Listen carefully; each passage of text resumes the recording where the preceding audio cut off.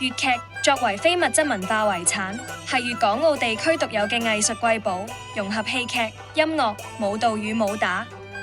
碧海粵劇團多年來致力於推廣粵劇藝術，為學校提供專業粵劇課程，期望讓更多年輕一代親身體驗依門傳統藝術，薪火相傳。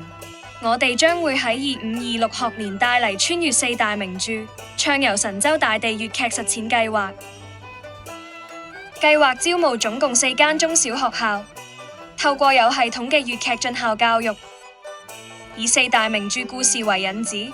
增強學生對中國傳統文化同表演藝術嘅興趣。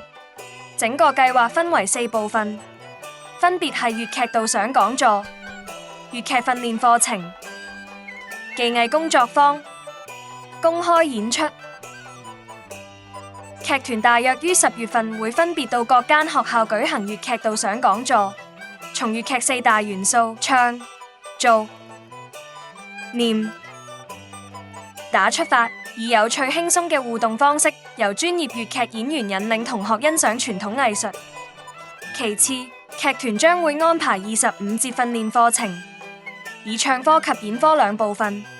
學習4大名著嘅選段。學生最後能夠登上舞台展現學習成果。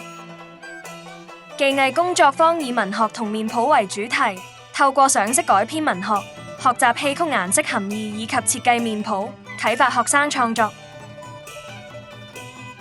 計劃最後階段於翌年6月，學生將會踏上台板，配合佈景同燈光效果，體驗專業劇場製作，感受舞台魅力。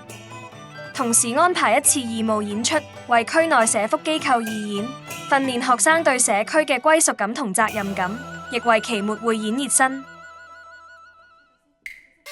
有關2526學年學校演藝實踐計劃，穿越4大名著，暢遊神州大地粵劇實踐計劃嘅詳情，請瀏覽康文署網頁或聯絡碧海粵劇團及康文署查詢。